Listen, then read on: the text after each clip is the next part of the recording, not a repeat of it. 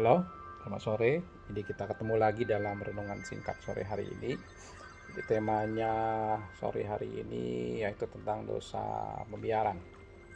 Jadi begini ceritanya ya, beberapa peristiwa baru-baru ini jadi memicu inspirasi saya untuk membuat video ini untuk mengungkapkan hal ini. Jadi karena saya rasa perlu untuk menjaga generasi ini tetap hidup di hadapan Tuhan.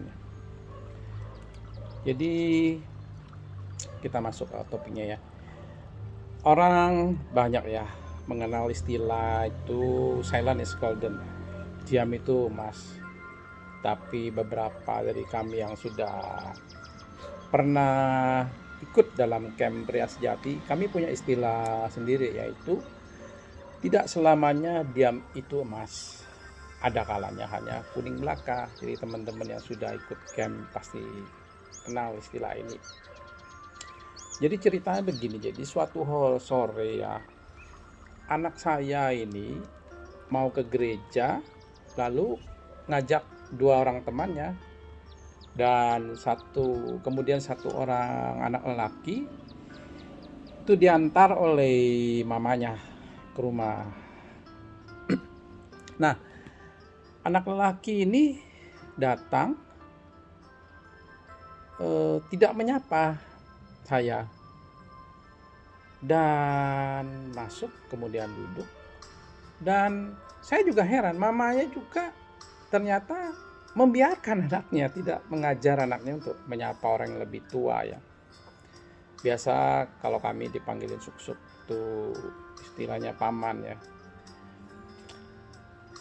Saya langsung berpikiran anak ini kurang ajar ya, dan kurang sopan santun, dan heran juga orang tuanya kok tidak pernah mengajarinya, tidak menegurnya. Kemudian kita menjemput teman satunya lagi, kita naik mobil dalam perjalanan ke gereja, dan ketika sampai rumahnya, yaitu anak perempuan ini bagus sopan santun, dia panggil Suk, I. Kemudian ketika kita hendak pergi, dia juga nyapa mamanya, ya ma, dan anak kami juga tanpa kami ajari karena sudah kami biasa ajari ya, juga nyapa dai. Nah, yang anak cowok ini tetap diam, tidak menyapa ketika datang, tidak juga permisi ketika mau pergi.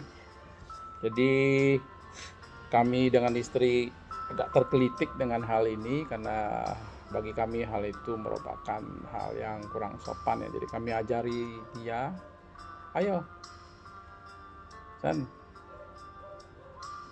panggil AI-nya, bilang mau pergi apa. Nah, akhirnya dia nurut, dan kami kemudian berbincang dengan istri berdua, dan kami bertekad bahwa kami tidak akan capek-capek untuk mengajari generasi ini. Kami juga berpikir mau jadi apa generasi ini sekarang ya, generasi yang kurang sopan santun dan terkesan kurang ajar ya. Tidak terkecuali juga anak-anak kami. Mengajari mereka tidak gampang, tidak bosan-bosan. Setiap ada kesempatan, setiap ada momen, kami terus ajari mereka untuk minimal menyapa ya. Karena hal kecil seperti ini nanti akan berguna bagi mereka di kemudian hari, di pekerjaan mereka atau karir mereka pasti akan berguna. Orang yang sopan itu pasti lebih dihargai. Nah, kemudian saya jadi teringat peristiwa sehari sebelumnya, yaitu waktu kami menghadiri undangan makan malam ulang tahun pertama anak teman saya itu. Jadi makanan itu disajikan di sebuah meja bundar dan diisi oleh 10 orang.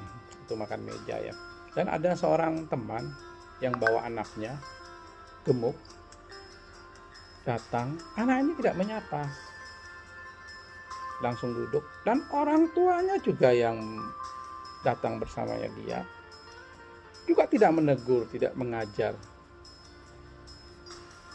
Kemudian ketika makanan disajikan, anak ini mengambil nasi yang banyak, kemudian menghabiskan lauk yang waktu itu kita bagi bersama, kita sharing, saling bergantian ya. Yang akhirnya membuat satu orang ibu-ibu tidak kebagian lauk. Aduh, sangat tragis sekali ya. Nasi sudah dicedok, mau ngambil lauk habis lagi. Ya, kami yang kebetulan kami bawa istri hari itu ya, ada 2 orang ya, saya dengan teman saya. Tentu saja kami tiap makan nanti datang, lauk datang, kami selalu ambil untuk istri kami dulu, kemudian baru kami. Dan kami, karena kami tahu itu lauk terbatas, jumlah orang banyak, jadi kami ngambil secukupnya saja. Dan kami tahu ibu yang tidak kebagian lauk ini, kami tahu suaminya waktu itu ada di sampingnya dan dia ngambil lauk untuk dirinya sendiri. Kami juga kenal orang ini, memang sifatnya agak egois, karena dalam beberapa, kalau dia berbicara selalu ingin mendominasi, dan ternyata karakter itu dibawa sampai ke meja makan. Jadi karakter orang itu, karakter kita itu bisa dibaca di meja makan loh teman-teman. Jadi hati-hati ya. Ya, saat peristiwa itu terjadi ya, saya hanya jadi penonton yang baik aja, tidak menegur anak itu ataupun suami yang seperti itu ya. Tapi dengan beberapa peristiwa ini saya langsung merasa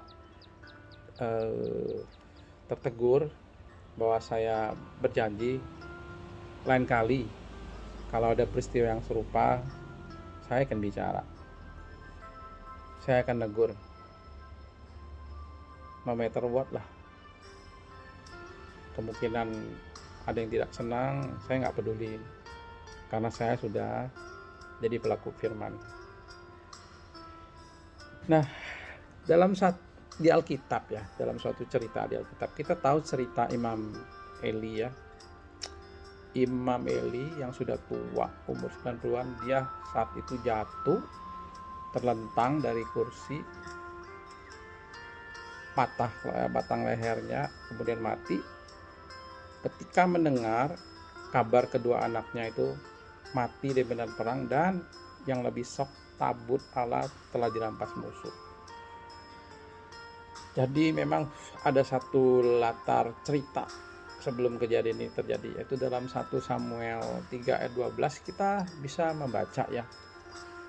Ya, firman ini berkata, pada waktu itu aku akan menepati kepada Eli segala yang telah kufirmankan tentang keluarganya dari mula sampai akhir, sebab telah kuberitahuan kepadanya bahwa aku akan menghukum keluarganya untuk selamanya karena dosa yang telah diketahuinya, yakni bahwa anak-anaknya telah menghujat Allah tetapi ia tidak memarahi mereka.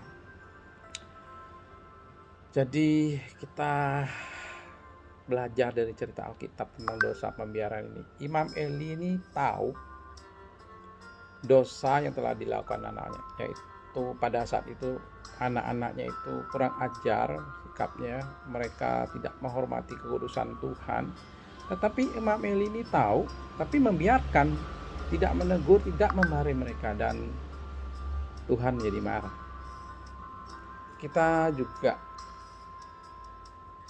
baca ayat yang lain di Yakobus 4 ayat 17 berkata, jadi jika seorang tahu bagaimana ia harus berbuat baik, tetapi ia tidak melakukannya, ia berdosa. Jadi teman-teman, betapa ngeri ya akibat dosa pembiaran ini. Kita yang sudah mengerti,